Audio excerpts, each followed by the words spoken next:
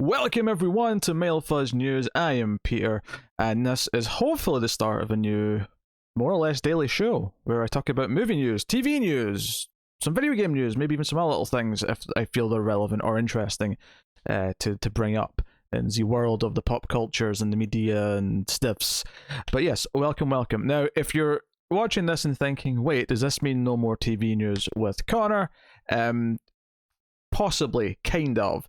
But this show won't always be just me. The good thing about this show is that potentially the other members of the team can filter in and out and kind of rotate through the cast, as it were, in various episodes. So maybe I'll even have someone else with me tomorrow. But hey. So yes. So this is the edition going out on Wednesday, the last day of March, the 31st. The news that I'm going to look at today, some of it's actually a little bit older than what it normally will be. Some of this is from Monday as well as Tuesday. Typically it'll just be the day before, but obviously it's the first one, so I could kind of go a bit further back if I wanted to. I have no idea. Obviously the length of these episodes will vary, but without further ado, let's get into what actually is happening. First off, we'll start with movie stuff. Adam Wingard, who of course is directing Godzilla King of the Monsters, which is just coming out, he did some films that I really loved. He did You're Next, which I loved that movie. I also really enjoyed The Guest. Wasn't as keen on the Blair Witch sequel reboot from a few years ago. I never saw the anime adaptation that he did for Netflix, but he's just signed up for something else, and he's already working on a Face Off 2, a Face Off sequel, a spiritual reboot sequel. But he's working on a live-action Thundercats movie, which... And the funny thing about this is that Thundercats sounds like something that I should know a lot about. It feels like it's right in my era, but for whatever reason, I never ever saw a single episode of Thundercats, so I have absolutely no insight as to what this should be, or Thundercats as an idea. I've seen a few images of it. Obviously I like cats. People assume that I'd love Thundercats, but I never actually got around to seeing it. So yes, this is being developed by Rideback's Dan Lin and Vertigo's Roy Lee. Wingard will rewrite a script with Simon Barrett, and will turn this into a hybrid. Oh, I said live action. That was maybe slightly misleading. Hybrid of CGI and animation. The series focuses on a group of cat-like humanoid aliens who live on a dying planet, Thundara. The Thundercats are forced to flee their homeland. So, like I say, I don't know very much about this. Now, I'm assuming there's some live action in there? I don't know. Maybe that may take further digging. I just assume since it's a big budget new Hollywood movie, there'll be some live action involved. But maybe not. Maybe this is just going to be a full-on CG animated film. But yeah, so I have no personal attachment to this property. I do like the director from some of his earlier work, but I'll basically, once I've seen Godzilla vs. Kong and have an opinion on it, maybe I'll be more up or down on this news. Face Off is a similar thing where I've seen that movie, but I don't love it like a lot of people do. There's other 90s action movies starring Nick Cage that I prefer, but hey, we'll see how this turns out. Next up, we got a new premiere date for Black Adam. It is now going to be coming out on the 29th of July 2022. They did a big thing in Times Square where all the screens turned into an ad for it to announce the date, which is kind of ballsy, and it's definitely Warner Brothers paying a lot. I can't imagine how much it costs to take over every single billboard in Times Square, but they did. And yeah, so yeah, not much more to add there, except that that's when it's coming. And there's a teaser poster to go along with it, which is just the title of the movie, what the logo looks like, which is fine. I'm very mixed on this movie. I love DC comics. I have not been a fan of the vast majority of their movies over the last few years. I'm not a fan of Zack Snyder's films. I thought Aquaman was mediocre. I thought Harley Quinn and the Birds of Prey was a disservice to Birds of Prey, and especially a disservice to Cassandra Cain, who was butchered as a character. But I do like the character of Black Adam. I like I like The Rock as a presence. He's a very charismatic guy. So I hope this is good. This is coming from the director of The Shallows, of all things. I do like that movie as a sort of B-movie shark thing, but does that mean he's good for Black Adam? I have no idea. Pierce Bronson was just announced as playing Dr. Fate as well in the last few days, so that's the other big bit of news to go along with that. It's cool. It is worth mentioning, that means that technically right now there are 4 DC movies slated for 2022. The last of which is Aquaman 2 in like November, December time. I feel like that might slip, especially if Avatar 2 is still going to come out that December, which admittedly, you'd be right for being skeptical on that potentially. But now, speaking of comic movie news, we have Russell Crowe has officially joined the cast of Thor: Love and Thunder. This is the 4th Thor movie. They are not saying which role he will be playing. We know Christian Bale's already there, of course, playing a villain. But the hope, apparently, according to Deadline here, which is where I'm getting most of my news today, it was to surprise fans with a fun cameo when the film was released. But following recent photos of Crowe hanging out with the cast in Australia, Deadline confirmed that he's in the movie. So, yeah, that's kind of a shame. They wanted to have it be a surprise that Russell Crowe was in it, and now it had to be kind of spoiled because of set photos. Set photos can be a bit of a poor thing. Sometimes the gaming industry has its problems, but I do kind of love how secretive the gaming industry is with its projects, because it leads to a lot of surprises, at the very least in events when they reveal things. Movies, it feels like we've got people spying on sets like every day, and there's like reports from the catering, like who's on set and all sorts of wacky shit. But that's cool. Interested to see who's playing. So, I mean, the fact that it was meant to be a surprise cameo would suggest that it's not going to be a huge role. Maybe just a few scenes at most, if not even less than that. So, cool. Next up, Warner Brothers has pushed up a release date for a sci-fi thriller called Reminiscence, starring Hugh Jackman. This is coming from Lisa Joy, who's the co-creator and co-showrunner of Westworld, and previously Person of Interest. So this is coming on August the 27th. It was originally meant to be September 3rd, which is not a whole big difference, to be honest. It's like it's a week, if that. But yeah, so let's move forward slightly. This is cool. This is the directorial debut of Lisa Joy. Reminiscence follows Nick Bannister, played by Jackman, a private investigator of the mind who navigates the darkly alluring world of the past by helping his clients access lost memories. Living on the fringes of the sunken Miami coast, his life is forever changed when he takes on a new client, May, played by Rebecca Ferguson. Cool. A simple matter of lost and found becomes a dangerous obsession. As Bannister fights to find the truth about May's disappearance, he uncovers a violent conspiracy and must ultimately answer the question, how far would you go to hold on to the ones you love? So, Thandie Newton's also in there, which is from Westworld, because that's so clearly some of the relationships that she's made. I'm also noticing Angela Sarafian, if that's how you pronounce her name, also from Westworld in that cast list. Westworld Season 3 unfortunately kind of put a damper on a lot of enthusiasm for that show, myself included. I was still kind of on board with a lot of Season 2, but Season 3, after some promising moments and episodes, kind of just nosedived in the last chunk of the season. But everything I've heard about Person of Interest, which I've seen some of, is that that's a very satisfying journey. So hopefully this is but given that it's just a movie, it maybe doesn't fall into the problems of having to keep going with a show like Westworld perhaps has. Even though they've said that was always a planned out kind of structure. But hey, we'll see. So that's Reminiscence. So sci-fi mystery thriller. It's definitely something we'll do on the Atomic Cinema Experiment, I imagine, when it hits. So that's cool. Next up, Sputnik, which was a film that we actually already did on the Atomic Cinema Experiment. Sputnik is a Russian film about an alien that has been held detained in a military base for experimentation and study, and the story that unfolds as it connects to a human being, and so on and so on. It was an interesting movie. There were some good things about it. There were definitely some bad things about it. But the news is that that's getting a English language remake, which Matt Reeves is going to produce. Matt Reeves, of course, currently directing The Batman and directed Dawn and War for the Planet of the Apes, and has produced a number of things, of course. He's producing this. He's not directing it, but he is producing it. Set in the Soviet Union in the 1980s during the midst of the Cold War, the film follows a young female doctor who is recruited by the military to assess a cosmonaut who survived a mysterious space accident and returned to Earth with a dangerous organism living inside him.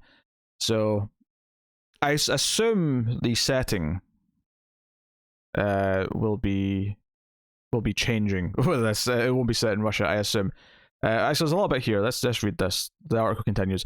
We believe Sputnik will translate well to English-speaking audiences and continue to captivate moviegoers worldwide with its thrilling story.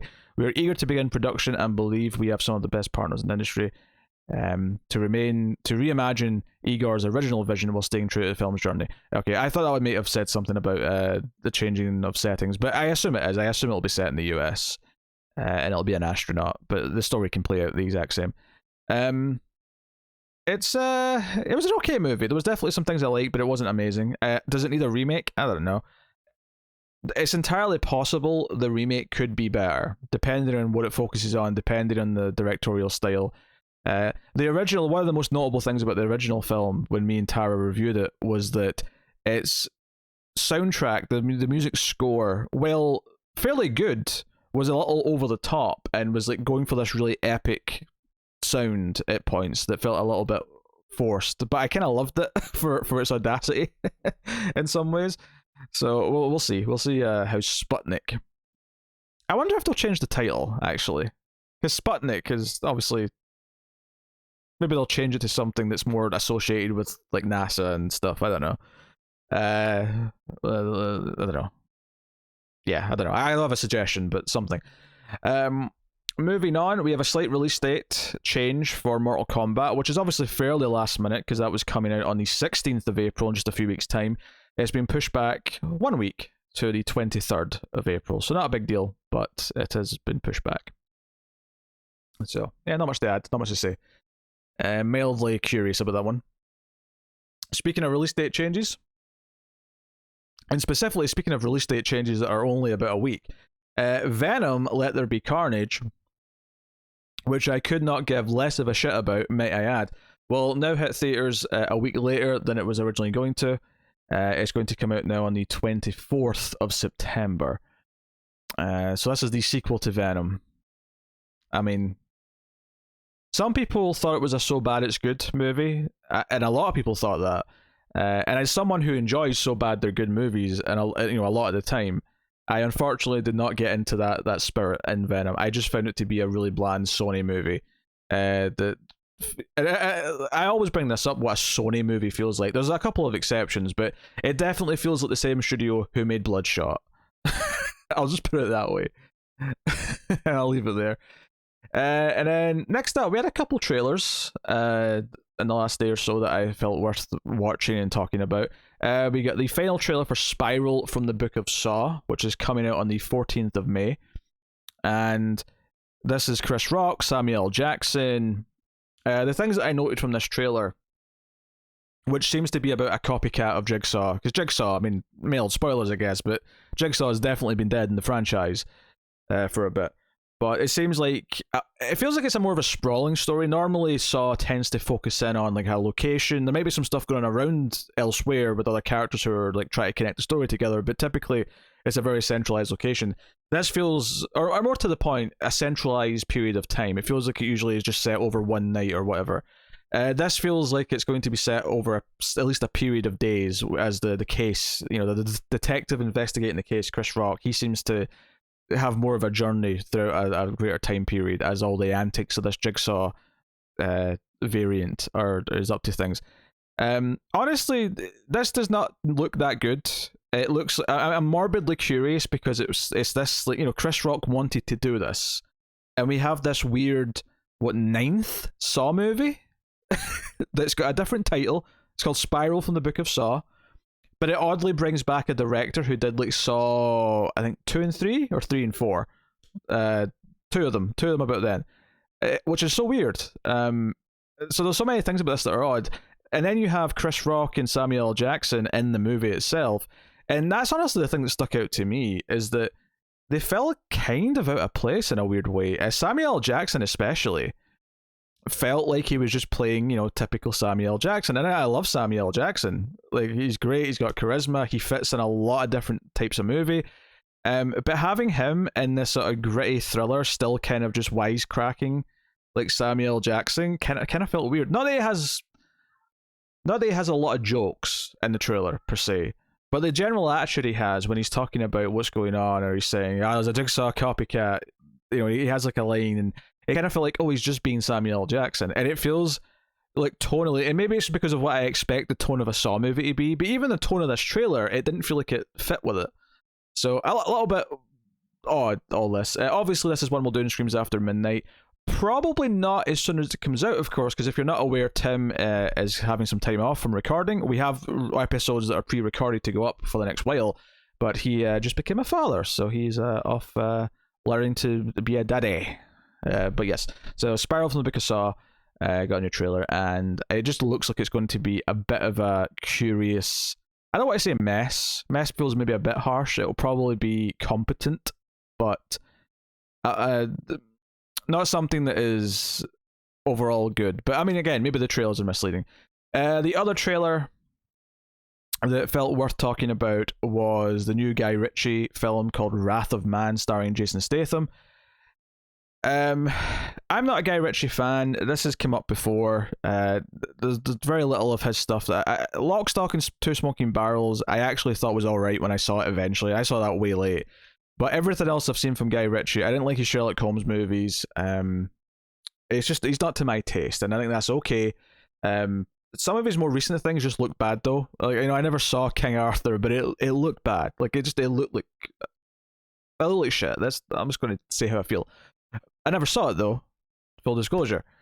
This is kind of what seems to be a typical kind of revenge thing. Jason Statham's character looks like he lost his son in sort of an armed attack, an armed robbery of sorts, years ago, and he's got a new role. He's in a new sort of squad, but he seems to be more out for revenge for what happened to his son. And there's a lot of really just generic action stuff in the trailer. There wasn't really anything about it that stuck out to me, in all honesty. It actually feels even more generic than I would expect a Guy Ritchie movie. Now, I don't like Guy Ritchie movies, but there's typically a Guy Ritchie kind of feel to his trailers. And I don't even know if I felt that from this. It just looked like a generic action revenge movie that had nothing really to stand out. Now, it's the sort of thing where, once it's out, maybe trailers and stuff will, or maybe, reviews and stuff will be very positive, and maybe they'll say, hey, it's actually a really well done film, and that's cool. But there's nothing in the trailer to really set it apart, I don't think. I didn't really get anything from it, so... that is Wrath of Man. And that'll take us out of the TV news for today. Obviously, every time I have to talk about Star Wars, everyone gets upset because I don't care about Star Wars. But Disney Plus has confirmed the cast of Obi-Wan Kenobi. Obviously, the big thing here, because we knew obviously some of the main cast already, but the news here was that Joel Edgerton and Bonnie Pease, or PSA, or how do you say her name, are returning to Star Wars. And I have to admit, when I read that, my first thought was, who is Joel Edgerton in Star Wars? I would never have guessed in a million years that he had ever been in Star Wars.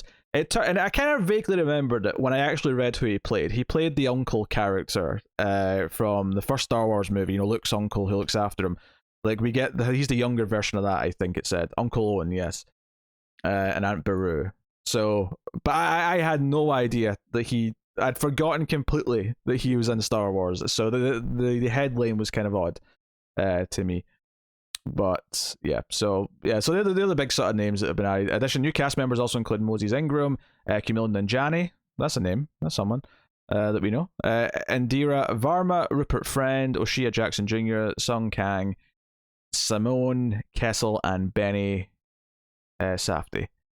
Will Simone Kessel be doing a Kessel run at any point? I'm probably the 50 millionth YouTuber to crack that joke, but hey, it comes out when it comes to me. What can I say?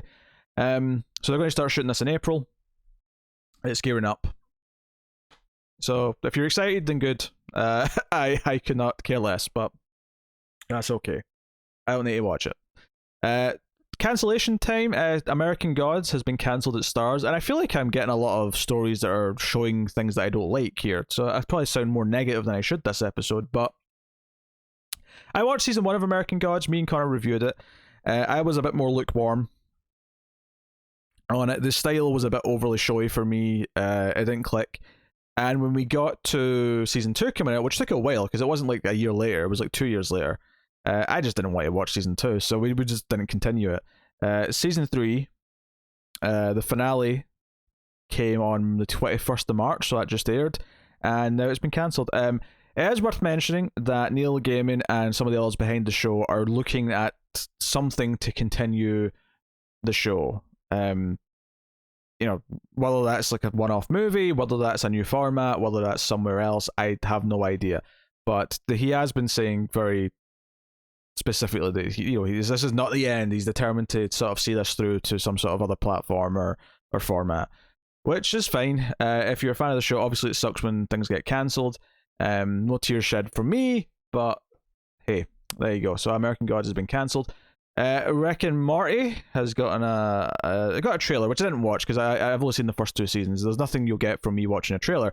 But the more important part here is that its 5th season has a premiere date of the 20th of June this year. So look forward to season 5 of Rick and Morty. And that's, I enjoyed season 1 and 2. The fan base for Rick and Morty are a little bit hard to take, but I did enjoy season 1 and 2 when I watched it. But I was a fan of Community, which obviously Dan Harmon was also involved in. So something about his sense of humor does work for me. But yeah, so that's Rick and Morty season 5 coming in June. And then this last news, which is in the TV section, is maybe more of a wrestling story. And I do watch AEW. I do enjoy some wrestling, and occasionally I'll dip into New Japan. So maybe there will be a small news story here or there when there's something that seems worth talking about. But this is kind of a big deal in that the Wednesday Night War is coming to an end. WWE specifically put NXT, their show that was originally just on their network, their streaming platform, which has had its whole host of changes on its own. But they put that on Wednesday purely just to compete with AEW, with Dynamite, which was their big flagship show on a Wednesday. And they've basically lost most of the ratings war. There's been occasional blips here or there where they'll have a big show and they'll get a rating, or they'll beat them for like maybe a week or two, and then almost very quickly it just reverts back to AEW winning. AEW seems to have a more loyal following. Not a huge following by any means. All these numbers are terrible compared to when wrestling was in its boom period at the end of the 90s and whatnot. But what's funny is that this might actually benefit both shows. The spite of putting this on Wednesday, and NXT's ratings have been kind of getting worse, and at times have been under 600,000, which has looked pretty bad. When it's in the 500,000s, it looks quite weak. So this will probably benefit both. They'll probably both do better numbers because this is moving. So this is better for everyone. It's maybe less exciting if you like the competition aspect of it, but people can still compare them if they want to. So yes.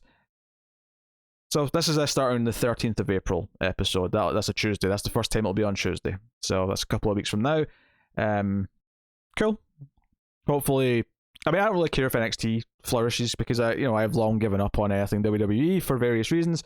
But hopefully that means that Dynamite can grab a larger audience and maybe grow more because it's got more of a base and a foundation on a regular weekly platform. So cool. All right, so that's basically it for the TV. And I do have a few gaming things just to wrap up the show for today with. First up, I'll just briefly mention that Ratchet and Clank, the PS4 game from 2016, which is very good if you like Ratchet and Clank. It was a visual, spectacular game at the time. It looked like a Pixar movie, and it felt that way. Although the PS5 game that they're making is about to come out, so I'm sure it'll be completely upstaged by that. But they actually just patched it for PS5, so if you have that game, and a lot of people do have that game because it was free for like weeks there, you could just claim it. You didn't even have to have PS Plus. That had a patch which now has a 60 FPS option on PS5, which is really cool. So that's great. And I'm someone who has become accustomed to having at least 60 frames per second, mainly via playing games on PC. And the focus of having that option on almost every game with the new consoles has been delightful. And I've picked it every time. It just feels better. And the visual upgrades are not worth it, especially when it's just resolution. Honestly, from the distance I'm looking at the TV from, the difference between 1440p and 4K, I don't see. I really don't. And most of the time I play my console at my desk, which I don't have a screen that can do 4K in here yet, which means I'm playing it at 1080 anyway. So yeah, give me 60 frames. The hell with everything else.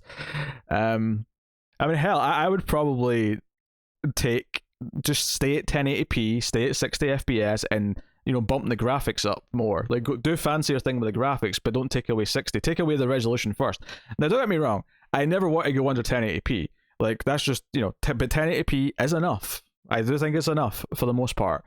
Not that I don't have a problem with going higher, but not at the expense of the frames. I'll need 120 though. 60 is fine. I'm good with 60. Anyway, so that's that. Just a quick thing. And a more kind of a bit of a shame for many. Sony are closing the PlayStation Store for the PS3, the Vita, and the PSP this summer. Meaning that if you have those systems still and you still buy games on the digital store, you won't be able to do that after that.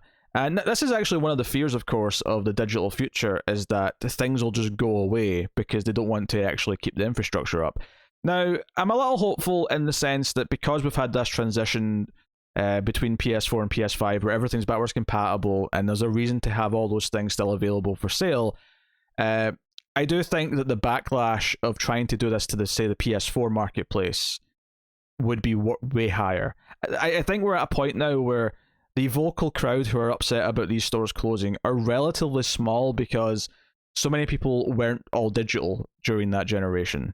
Now, admittedly, I don't know how true that is for Vita, because Vita was a little bit later, but this does suck. It's a shame you can't just do this. Now, admittedly, obviously the holy grail is to just get the PS3 games and the Vita games and all that onto the current store and have backwards compatibility. Maybe they'll do that someday if they ever, want to really compete with the backwards compatibility the Xbox are doing. But it does mean that you are out of luck if you want to buy these things digitally, and you're going to be stuck to physical versions. And obviously for some games there is no physical version. Some of the smaller games are only available digitally for these platforms. Now, I can't imagine, going back and playing something on my PS3 now, just because the controller I dislike a lot compared to the 4 and the 5, and the games didn't necessarily run that well on that system. There's a reason why I mainly switched to PC at the end of that generation, and even though obviously the PS4 was better, other than the exclusives, I basically stuck to the PC because just things were running better.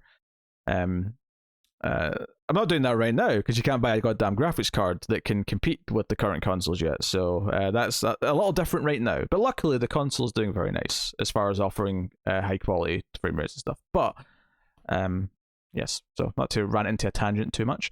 And then just to wrap up, Xbox announced their games with gold for April. Now, I have not had an Xbox since the 360, so I'm not as familiar with their system here, but the games that are coming in April are Vikings, Wolves of Midgard, which is available all month, and Truck Racing Championship, which is available from the 16th of April to the 15th of May. So that's kind of your half-month one. And that's for Xbox Series X and S, along with Xbox One. And then Xbox 360 games, which are compatible with the new consoles, you're getting Dark Void the first half of April, and you're getting Hardcore Uprising the second half of April. I will say, now you do get to keep these games even if you stop having Xbox Gold, or Xbox Live Gold, or whatever it's called now. Because I think they just changed the name to Xbox Network or something. But I will say the game selection there doesn't look as good as typically what I expect from Plus, but you don't get to keep the games in Plus if you stop having Plus, so there's maybe an incentive to not have the best of the best. Because, I've not even heard of 3 of these games. The only one of these games I've heard of is Dark Void, and I don't really remember much positivity about it. But then again, maybe people love it, I don't know. So yeah, that's your games with gold games for April. Not that I'm super pumped about the Plus games right now. I don't know what April is going to be yet. I'm sure we might even have that news tomorrow. But Final Fantasy VII was a bit disappointing just because I already had that. And I didn't really care about the multiplayer game that they gave out last month. So, trust me, Plus has weak months as well.